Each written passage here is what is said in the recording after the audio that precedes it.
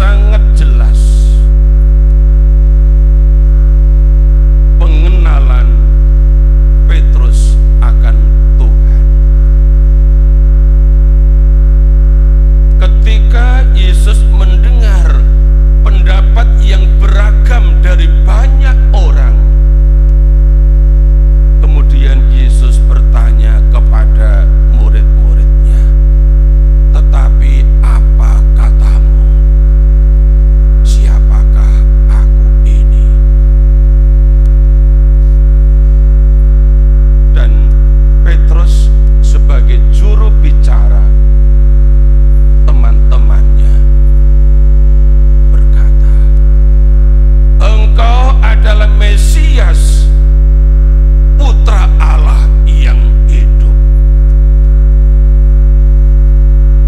Mesias artinya Kristus. Dalam bahasa Yunani, Kristos artinya yang diurapi oleh Allah.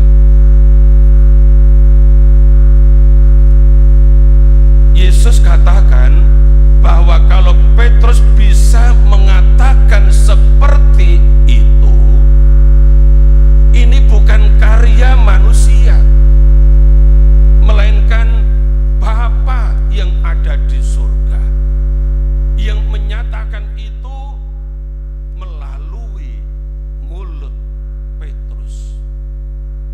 Dengan bahasa lain, Petrus mendapatkan pewahyuan dari Allah Bapa untuk menyampaikan siapakah Yesus itu. Maka dia dengan lantang, dengan lancar mengatakan, "Engkau adalah Mesias, Anak Allah atau Putra Allah yang hidup." Hanya dalam teks ini, Matius 16 ayat 16, dan hanya Petrus yang mengatakan bahwa Yesus adalah Mesias, Anak Allah yang hidup.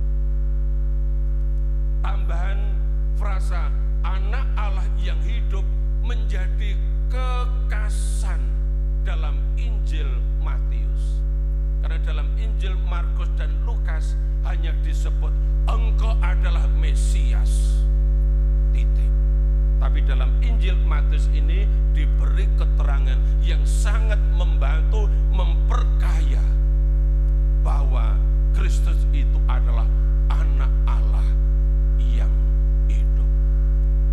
Dan pengakuan Petrus ini dihidupi dalam kapasitas dia sebagai seorang rasul, bahwa Kristus Anak Allah yang hidup ini yang senantiasa memimpin hari-hari hidupnya dalam keadaan apapun, bahkan ketika Petrus di dalam penjara, Mesias ini tidak tinggal diam. Kita dengar tadi Bapak Ibu saudara-saudari dari bacaan pertama, Kisah Para Rasul bab 12 ayat 1 sampai dengan 11. Sebuah kisah yang sangat menarik. Bagaimana Rasul Petrus ini mendapat giliran untuk akan dianiaya oleh Raja Herodes Antipas, yang sebelumnya dikatakan tadi bahwa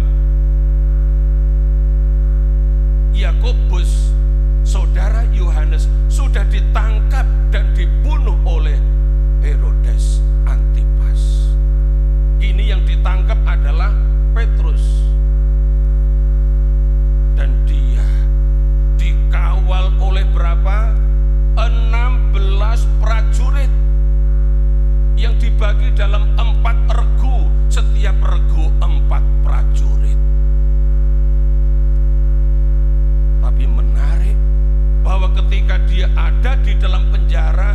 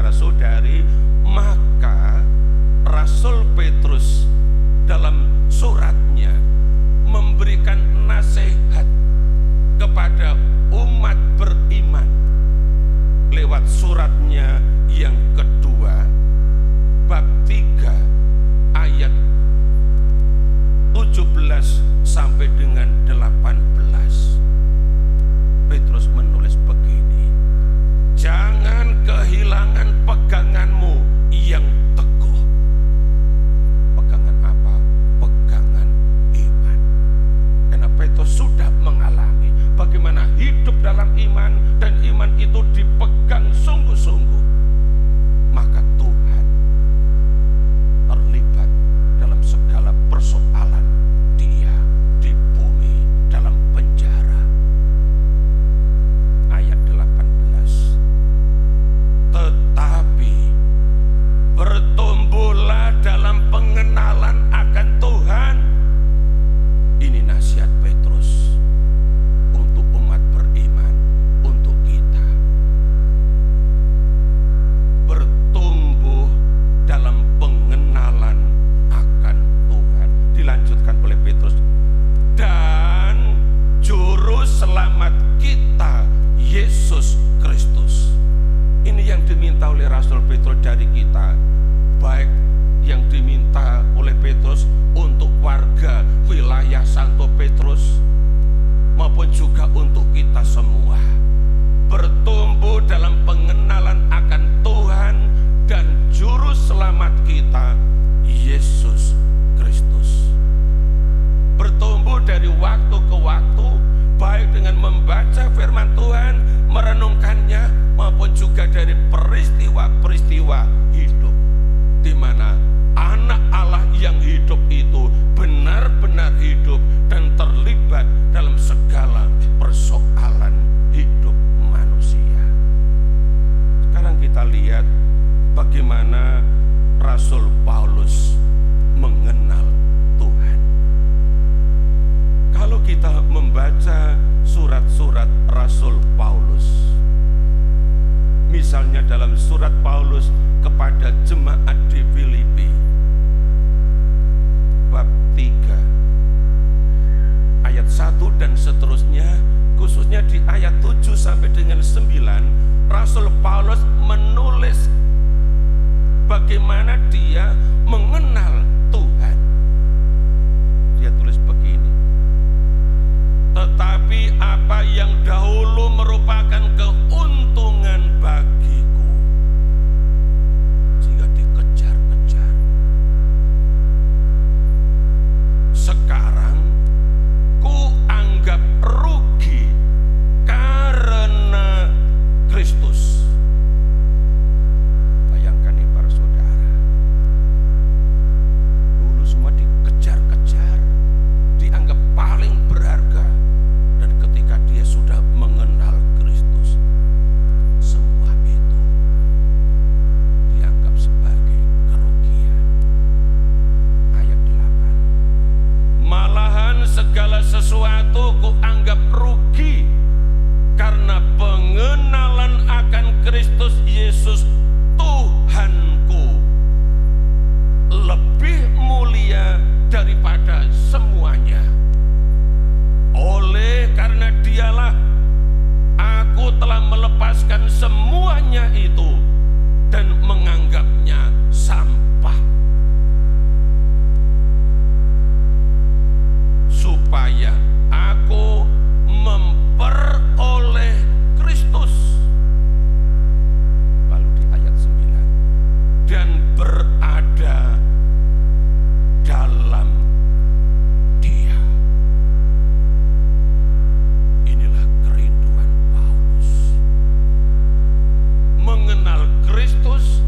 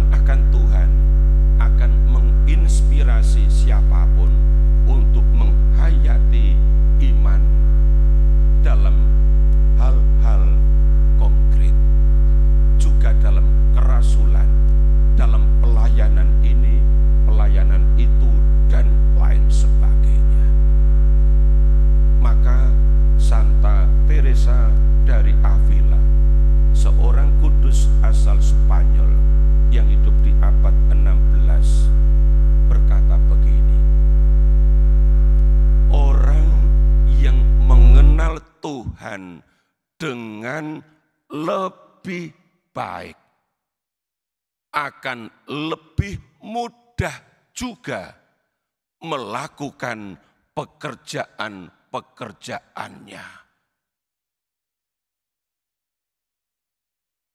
Kalimat orang kudus ini saya renungkan dengan baik.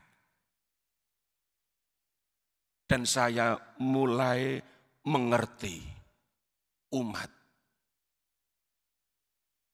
Kalau ada umat yang diminta untuk terlibat dalam pelayanan ini atau pelayanan itu, sebagai kaling misalnya, sebagai pengurus apa misalnya, dan tidak mau.